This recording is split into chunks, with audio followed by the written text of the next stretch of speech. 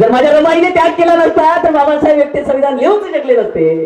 स्वतःचा संसार बाजूला ठेवून जर बाबासाहेबांना पुस्तकाबरोबर संसार करून दिला नसता तर माझे बाबासाहेब एकटे संविधान लिहूच शकले नसते. माझ्या रमाईने जर आपल्या संसाराचा त्याग केला नसता, आपली मुलं आपल्या पोटची गोळे जर वाऱ्यावर सोडली नसती, जर त्यांचा उन्हाळा केला नसता तर माझ्या बाबासाहेबांनी कधीच एकट्याने संविधान लिहिलं नसतं. माझ्या रमाईचा खूप त्याग होता.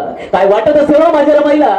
माझी रमाई काय म्हणत असेल त्यावेळी? एका पत्नीचं मन कधी रडत असेल? कुणाला ठाऊक आहे की आपला पती लग्न झालं तेव्हापासून परदेशात राहतो, तर कुठल्या मिटिंगला जातो, तर कुठल्या दौऱ्यावर जातो, तर कुठला अभ्यास करतो, 24 तासातील 20-20 तास पुस्तकाबरोबर घालवतो. माझ्या बरोबर, माझ्या मुलांबरोबर एक सेकंदही घालवायला यायला वेळ नाही. किती मी दुर्दैवी असावी. पण माझी रमाई तसं म्हणायची नाही. माझी रमाई म्हणायची की नाही साहेब तुम्ही करा, तुम्हाला हवं ते करा साहेब.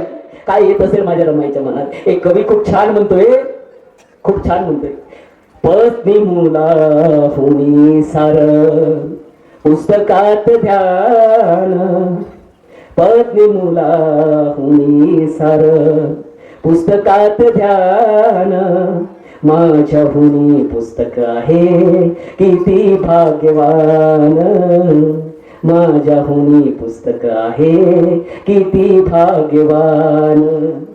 रमाई पुढे म्हणत असतील, पुस्तकाला काना माझी व्यथाही कळावे, पुस्तकाला काना माझी व्यथाही कळावे, नेहमी साहेबांच्या हाती पळावे, वाटे रमाला पुस्तक मी भावे, नेहमी साहेबांच्या हाती पळावे.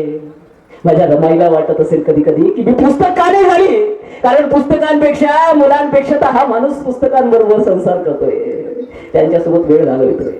मग एवढा मोठा त्याग जर माझ्या रमाईने केला नसता तर माझे बाबासाहेब एकटे कधीच संविधान लिहू शकले नसते.